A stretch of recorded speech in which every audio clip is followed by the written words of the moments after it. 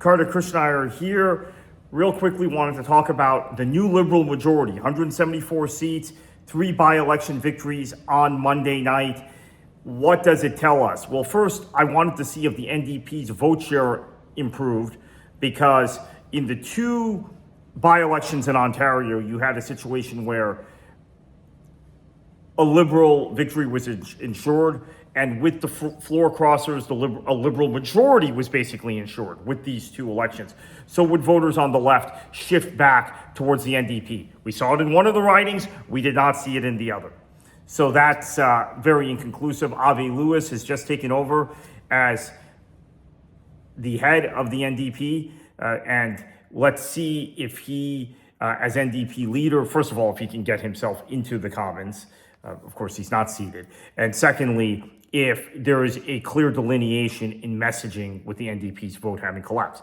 Now, I've talked to a number of NDP voters who tell me, you know what, we're still not comfortable with the situation vis-a-vis the United States, so we're going to continue to vote Liberal and vote back Mark Carney's Liberals until we are assured that the American threat has subsided. And guess what? The American threat is not subsiding to Canada as long as this administration is in place.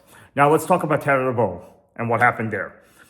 So the Liberals' victory, 1-vote victory, was invalidated by the highest court in the land.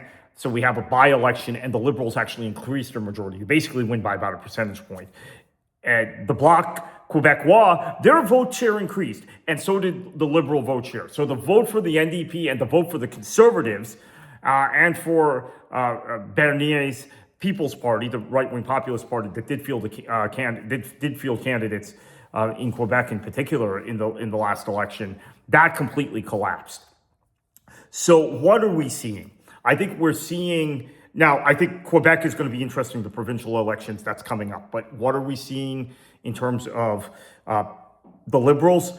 This Mark Carney is very popular. This majority is secure for the foreseeable future, and Canadian voters like the fact that Carney has taken a lead in identifying middle powers, identifying what Canada can do vis-a-vis the confrontation with the United States. And I think increasingly are comfortable with the state of the Canadian economy, realizing that a lot of the disruptions and a lot of the economic pain they're feeling is the responsibility of the Americans and the American